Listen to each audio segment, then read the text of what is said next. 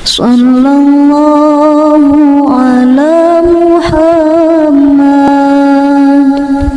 sallallahu alaihi wasallam, sallallahu ala Muhammad, sallallahu alaihi wasallam. Assalamualaikum warahmatullahi wabarakatuh. Alhamdulillahilladzi hadana lihadza wa ma kunna linahtadiya laula an hadanallah. Asyhadu an la ilaha illallah wahdahu la syarikalah wa asyhadu anna Muhammadan abduhu wa rasuluhu la nabiyya ba'da, amma ba'du. Puji dan syukur marilah bersama-sama kita panjatkan ke hadirat Allah Subhanahu wa taala yang alhamdulillah pada kesempatan ini kita bersama-sama masih diberikan kenikmatan oleh Allah Subhanahu wa taala, terutama nikmat iman, nikmat Islam, nikmat sehat jasmani maupun rohani, serta nikmat panjang umur. Ya alhamdulillah, mudah-mudahan karena nikmatnya lah kita bisa melaksanakan perintah-perintah Allah Subhanahu wa taala dan menjauhi larangan Allah Subhanahu wa taala sebagai tanda bentuk rasa syukur kita kepada Allah Subhanahu wa taala. Dan mudah-mudahan nikmat Allah semakin hari semakin ditambahkan lagi kepada kita semua. Salawat dan salam semoga tercurah limpahkan ke baginda alam, yaitu Habibana wa Nabiyana wa Maulana Muhammad sallallahu alaihi wasallam. Tak lupa pada keluarganya, para sahabatnya, para tabi'in dan tabi'atnya, dan kita selaku umatnya hingga akhir zaman. Dan mudah-mudahan kelak kita semuanya dimasukkan ke dalam surganya Allah Subhanahu wa taala di bawah naungan bendera Rasulullah sallallahu alaihi wasallam. Amin amin ya Allah ya rabbal alamin. Allahumma sholli ala sayyidina Muhammad wa ala alihi sayyidina Muhammad. Ya udah muslimin wal muslimat dimanapun kita berada, mudah-mudahan kita selalu mendapatkan keberkahan Allah Subhanahu wa taala. Amin amin ya Allah ya rabbal alamin.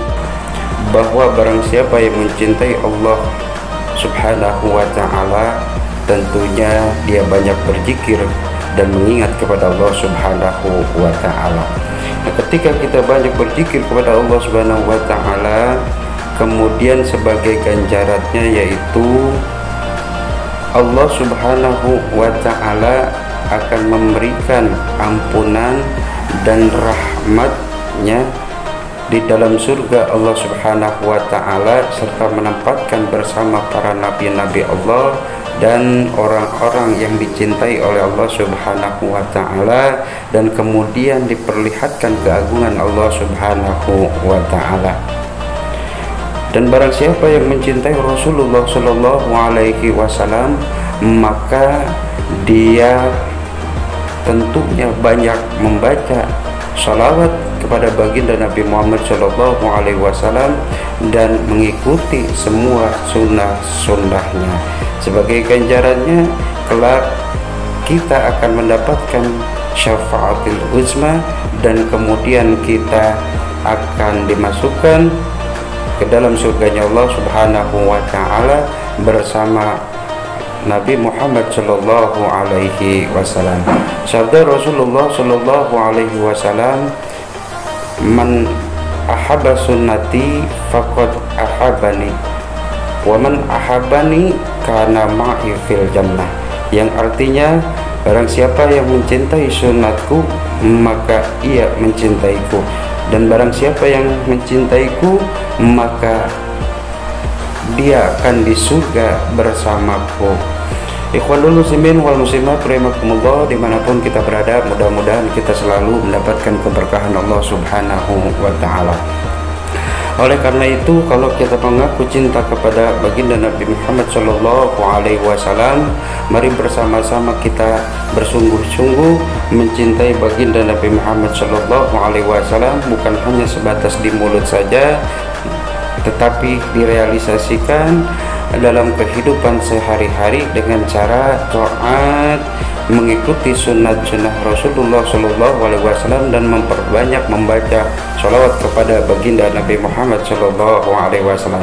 Sebab kata baginda Nabi Muhammad Shallallahu Alaihi Wasallam bersabda, "Man ahabba fa aktsaru dzikruhu min dzikruhu." Barang siapa mencintai sesuatu, maka dia akan memperbanyak menyebut namanya. Oleh karena itu, mari kita bersama-sama taat dan mengikuti sunnah-sunnah Rasulullah Shallallahu Alaihi Wasallam serta memperbanyak sholawat kepada baginda Nabi Muhammad Shallallahu Alaihi Wasallam.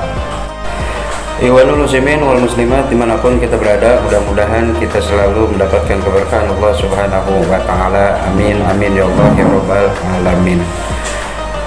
Diceritakan, berkata Umar bin Murrah al-Juhaini, bahwa pada suatu hari datang seorang laki-laki menemui Rasulullah Shallallahu Alaihi Wasallam, dan kemudian laki-laki tersebut berkata kepada Rasulullah Shallallahu Alaihi Wasallam, "Wahai Rasulullah Shallallahu Alaihi Wasallam, aku telah beriman kepada Allah Subhanahu Wa Taala dan aku telah beriman kepada Engkau bahwa Engkau adalah utusan Allah Subhanahu wa Ta'ala, dan aku pun telah melaksanakan sholat 5 waktu dan melaksanakan puasa wajib pada bulan suci Ramadan dan mengeluarkan zakat."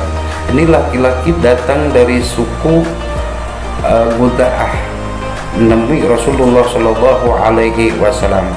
Setelah dia berkata demikian, maka laki-laki bertanya kepada Rasulullah Shallallahu Alaihi Wasallam, "Maka termasuk golongan manakah aku, wahai baginda Nabi Muhammad Shallallahu Alaihi Wasallam?"